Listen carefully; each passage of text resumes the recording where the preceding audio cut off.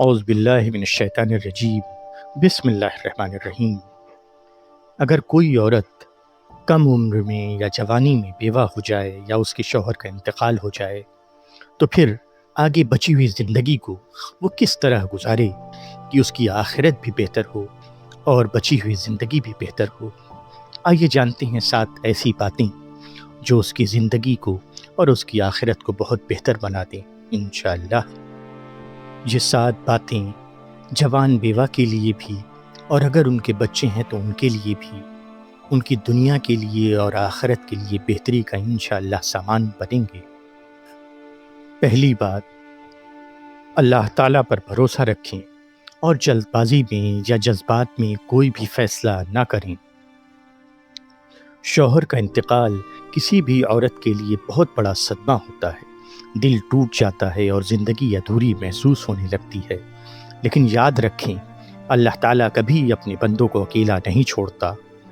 سب سے پہلے اپنا تعلق اللہ تعالیٰ سے مضبوط کیجئے، نماز کی پابندی کیجئے، قرآن کریم کی تلاوت کیجئے اور اللہ تعالیٰ سے دل کھول کر دعا مانگیے۔ اس غم کے وقت جلدی میں کوئی بھی بڑا فیصلہ نہ کریں، نہ لوگوں کے کہنے پر فوراً دوسری شادی کریں اور نہ ہی صرف لوگوں کے ڈر کی وجہ سے ہمیشہ تنہا رہنے کا فیصلہ کریں۔ اپنی حالت کو سمجھیں، غور کریں کہ آپ کے لیے اور اگر آپ کے بچے ہیں تو ان کے لیے کیا چیز بہتر ہے۔ اگر کوئی اچھا دیندار، با اخلاق اور ذمہ دار رشتہ ملتا ہے تو اس پر سنجیدگی سے غور ضرور کریں۔ ہر فیصلہ اللہ تعالیٰ سے دعا، استخارہ اور اہل علم یا اپنے قابل اعتماد بزرگوں سے مشورہ کرنے کے بعد ہی کریں۔ دوسری اہم بات، شوہر کے انتقال کے بعد اپنی زندگی کو ختم نہیں بلکہ ایک نئی شروعات سمجھیں۔ بہت سی خواتین یہ سمجھتی ہیں کہ بیوہ ہونے کے بعد ان کی زندگی ختم ہو گئی ہے، لیکن اسلام امید کا دین ہے۔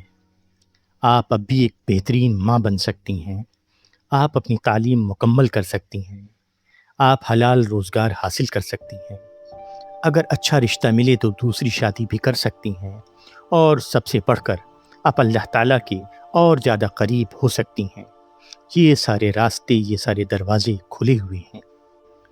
صرف آپ کی پہچان ایک بیوہ کی نہیں ہے بلکہ آپ اللہ تعالیٰ کی ایک بہت ہی معزز بندی ہیں۔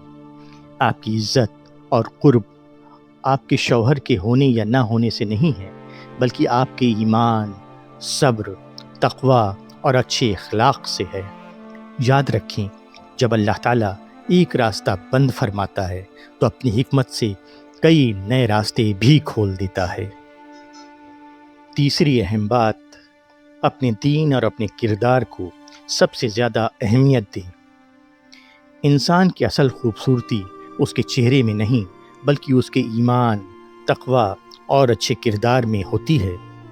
شوہر کے انتقال کے بعد بعض لوگ ہمدردی کے نام پر غلط نیت سے قریب آنے کی کوشش کرتے ہیں، اس لیے اپنی عزت، حیا اور وقار کی حفاظت کیجیے۔ اپنے آپ کو کبھی تنہا نہ محسوس کیجیے کیونکہ اللہ ہمیشہ آپ کے ساتھ ہوتا ہے۔ وہی آپ کو سیدھا سچا راستہ سجھاتا ہے، وہی آپ کو آگے چلاتا ہے، وہی آپ کے لیے آنے والی زندگی کے لیے بہتر خیالات آپ کے دل میں ڈالتا ہے۔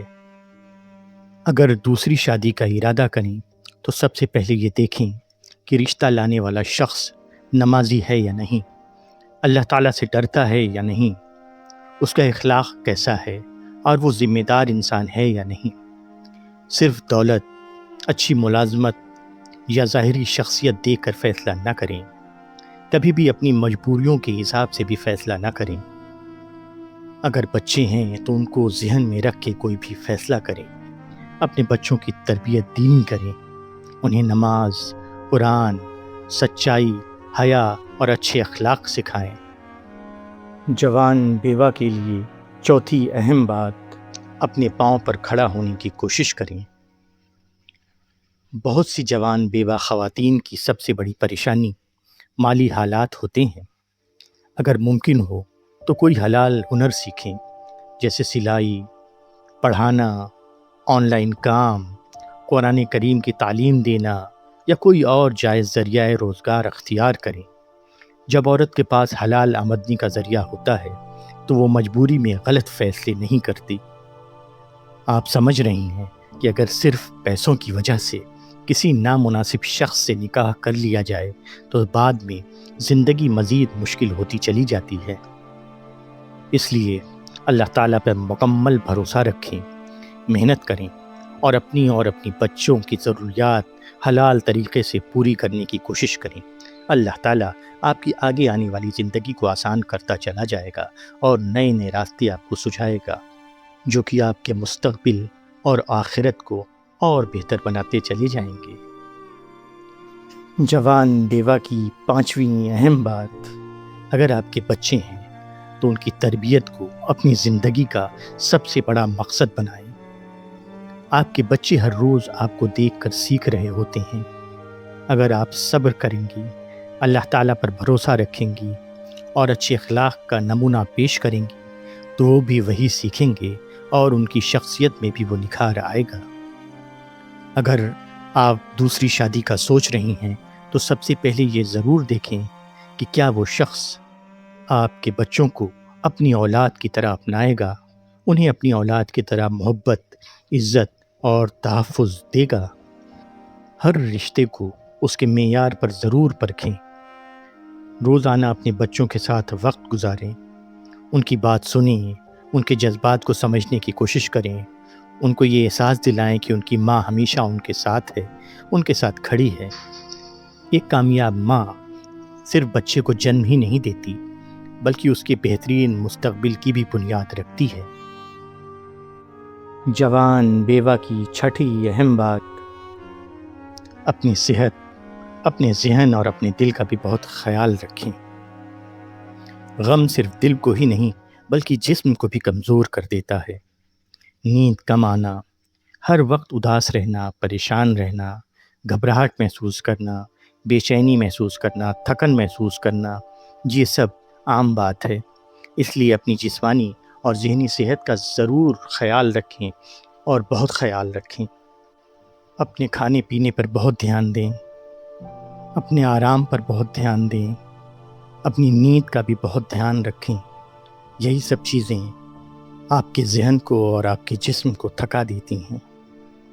اگر آپ بہت زیادہ غمگین رہتی ہیں اور غم اس حد تک بڑھ گیا ہے کہ وہ آپ کی روزمرہ کی زندگی کو متاثر کر رہا ہے تو اپنی باتیں اپنے کسی قابل اعتماد دوست کو یا سہیلی کو بتائیں، عالم دین سے مشورہ کریں، گھر کے دوسرے بڑے بوڑھوں سے بھی مشورہ کریں۔ اپنی باتیں کہہ لینے سے دل ہلکا ہو جاتا ہے، یہ محسوس ہوتا ہے کہ کوئی سننے والا ہے، کوئی سہارا ہے، اور دوسروں کو بھی آپ کی صحیح کیفیت کا اندازہ ہوتا رہتا ہے۔ اس لیے ساری باتوں کو اپنے دل میں دفن نہ رکھیں، کبھی خود کے اندر مایوسی نہ ہونے دیں اور اللہ پر ہمیشہ بہت بھروسہ رکھیں، وہی تو راستہ نکالنے والا ہے۔ جوان بیوہ کے لیے ساتویں اہم بات، اگر دوسری شادی کریں تو صرف اچھے اور دیندار انسان سے کریں۔ اسلام نے بیوہ عورت کو دوسری شادی کی اجازت دی ہے، اس میں کوئی شرم یا عیب کی بات نہیں، لیکن ہر رشتہ قبول کر لینا بھی درست نہیں۔ نکاح سے پہلے یہ ضرور دیکھیں کیا وہ اللہ تعالیٰ سے ڈرتا ہے، کیا وہ نماز کا پابند ہے، کیا اس کا اخلاق اچھا ہے، کیا وہ آپ کے بچوں کو اپنی اولاد کی طرح اپنائے گا، کیا وہ ذمہ دار ہے، کیا وہ نرم مزاج ہے، کیا وہ باکردار ہے۔ اگر ان سوالات کے جواب ہاں میں ہیں تو ایسا نکاح آپ کی زندگی کو بہتر بنا سکتا ہے، لیکن اگر وہ شخص غصے والا، تنک مزاج، ظلم کرنے والا یا غیر ذمہ دار ہے تو صرف شادی کے لیے شادی کرنا درست فیصلہ نہیں ہوگا۔ اپنے اندر کبھی مایوسی نہ آنے دیں، دعا کرتی رہیں اور ہر فیصلہ دین، عقل، مشورے اور اپنے بچوں کے بہتر مستقبل کو دھیان میں رکھ کر کریں۔ انشاءاللہ یہ 7 راستے آپ کے لیے دنیا اور آخرت دونوں میں کامیابی کا ذریعہ بنیں گے۔ السلام علیکم ورحمۃ اللہ وبرکاتہ۔ اگر آپ کے من میں کوئی سوال ہیں تو ہمیں ضرور شیئر کریں انشاءاللہ ہم ان کے دینی اور دنیاوی دونوں پہلوؤں کو دیکھتے ہوئے بہتر جواب دینے کی کوشش کریں گے۔ جزاک اللہ خیر۔